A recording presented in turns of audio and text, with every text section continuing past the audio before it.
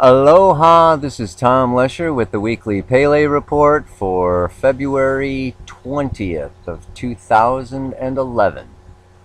And I'm here on the Big Island. Got a nice, pleasant forest background because I'm feeling very mellow today. Basically, what's going on is we have a Sun Mars Mercury conjunction right on the cusp of Pisces, which is alongside Chiron and Neptune. This is 5 planets on the cusp of Pisces. Sun went in last week. Mercury goes fully into Pisces Monday, tomorrow, and Mars into Pisces fully on Tuesday. So this is a time, I don't know if you heard last week, but it was time to dive off into the waters of Pisces from that nice high cliff up there on Aquarius. And Pisces is this water sign. It's an archetype that has to do with Neptune, that has to do with the 12th house. It's the last sign of the zodiac. It's the culmination in many ways and the ending of many things. And so this is a month, and this is a time with all of these planets, particularly Chiron and Neptune, on this cusp here of Pisces, where it's really time to move into a place of release, of acceptance, and of allowance, and of imagination. It's both the beginning of the imagination for a new cycle, for a new beginning, while we're letting go of the old. So we've got this Jupiter in Aries that wants to start and go forward and begin this whole new 12-year cycle of expansion. And we have this month here of February and going into March where we've really got the emphasis on Pisces, which is letting go. So there's like the dive off and the beginning happening at the same time, simultaneously. And it's very important to begin this new cycle, this new 12-year cycle of Jupiter. And Uranus is also there. It's very important to be in a place of clarity and in a place where we're not pulling the past along with us. We're not lost on regret. We're not full of remorse. We're not really trying to recreate or redo or undo, but time to resolve. So this is a time of coming into a place of resolution of what has been in preparation for the future that is coming. In order to do this, then, of course, the human experience of letting go, of loss, of closure, brings up grief. It can also then bring up anger. And we have to look at the other aspects here, because Saturn is still moving through Libra.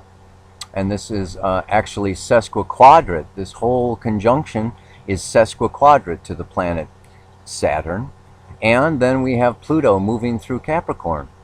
This all has to do with Saturn, Capricorn, Pluto. It all has to do with taking responsibility for what we have done, what we have created, and really learning from it. This is the important process, I believe, that is happening here, because Pisces is wanting to integrate, and the culmination of a cycle brings up everything that is unresolved, unfinished, was not addressed. So if there's lessons that needed to be learned, this is the month, this is the time, and particularly this week is very sensitive time for really understanding on a deeper level what has been, what you've done, what you have felt, why, and to move into the future cycle with a new awareness, a new knowledge. So if I look at this sign of Pisces and what we're in for this month, just consider it is ecstasy, bliss, sadomasochism, addictions, releasing and letting go, deep feelings of fear, of loneliness, of loss, of illusion, of disillusionment.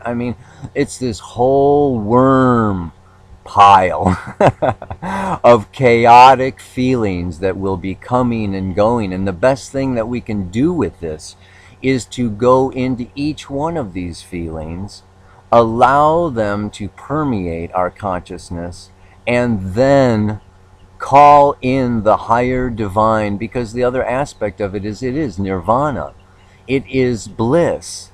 It is union with the ultimate spiritual potential and the infinite timeless oneness of all being. And so the way that we do this, the way that I would see that we can look at these things, is that all of our fears, all of our pain has its roots and has its source in separation. That we are born into a third dimensional physical world of separation, and we are separate. And this is creating a situation where we have needs. We need love, we need affection, we need a sense of belonging. We have many emotional needs that go back to early childhood, and they are reflected in some of our relationships. And the pain of separation can create situations and conditions where, guess what? The other thing that Pisces really is the archetype of is the collective unconscious. And our collective unconscious and our individual unconscious is like the waste can. It's where we stuff and we hide and we deny and we avoid all of the needs and all of the fears and all of the pain. So when the sun comes through and all of these planets come through Pisces, they're bringing up to the surface all these buried issues. And if we take the time to meditate and to talk about and to share our pain and our grief and our suffering, we will find that it is largely a reflection of our own self-rejection. As we reject ourselves, our bodies, our emotions, our sexuality, when we reject these aspects or parts of ourselves, we call up relationships, we call up mirrors and other people, bosses, spouses, loved ones, children, whatever. These mirrors bring up situations and conditions wherein we can feel these needs. If we fear our needs, if we fear our feelings, we can block, we can push, we can separate farther, we can deny the messages and the feelings and reject and hurt other people, causing other people pain. And so then we have situations where the pain can go back and forth from one person to another through this ping pong process wherein we feel pain or rejection and we push away, and that causes more separation and more pain, and it continues to go on and on and on.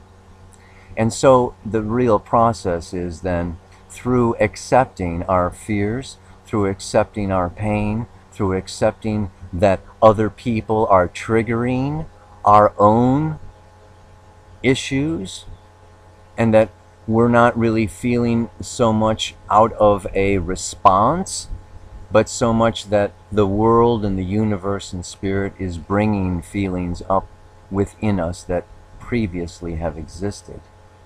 We come into a place, and this is the ultimate place of bliss and nirvana, is unconditional self-love, and retaking and owning and taking responsibility not only for what we have done or the pain that we have caused, but then going deeper into that to see that what we have done is the result of our own rejection of our own inner nature.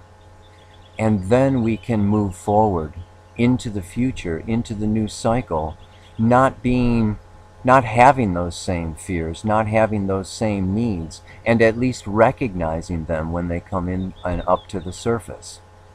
So the real messages of this week, particularly as the moon moves through Libra, it's going to conjoin with Saturn, and then it's going to move into Scorpio. You know, by the end of the week, well, we have the last quarter moon, is happening on Thursday.